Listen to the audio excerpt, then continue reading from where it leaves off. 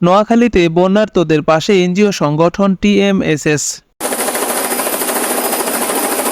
নোয়াখালী থেকে মোজাহের ইসলাম নাইমের পাঠানো তথ্যচিত্রে বিস্তারিত জানাচ্ছি মাসুম বিল্লাহ।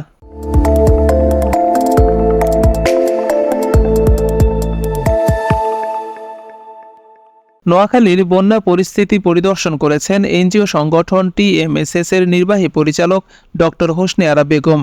বুধবার দুপুরে তিনি হেলিকপ্টারে চড়ে বন্যা কবলিত এলাকা পরিদর্শন করেন।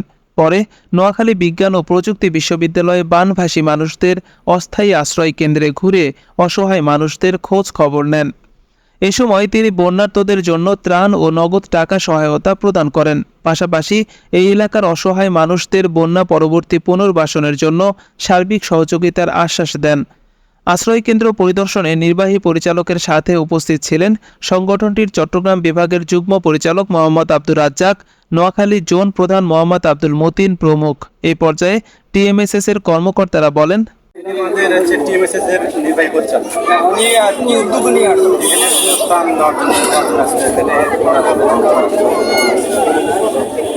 উদ্যোগটা ছিল যে এখানে যারা ডুবে গেছে তাদের সাহায্য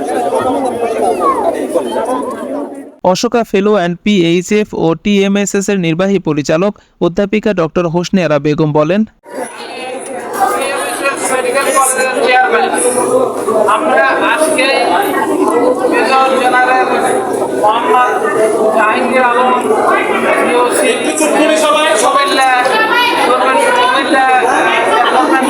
একটু আগে মিটিং করেছি।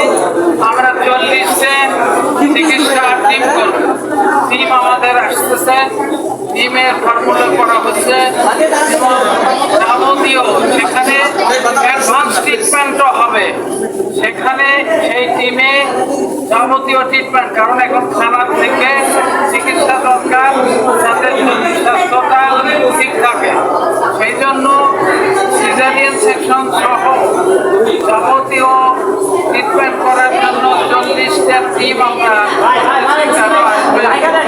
জায়গাতে, আর এখানে সামান্য কিছু সামান আমরা নিয়ে অত্যন্ত অপ্রত, যার জন্য এখানে আমরা দিয়ে যাচ্ছি। এইটা পরে তারা আরো অন্যান্য খাদ্যর সঙ্গে মিল করে এইটা কিভাবে এটার ব্যবহার হবে সেইটা করবে। তো আমরা এইটা এখন ডিস্ট্রিবিউশন করার সুযোগ নাই, যেহেতু আরো বিভিন্ন জায়গায় যাইতে হবে।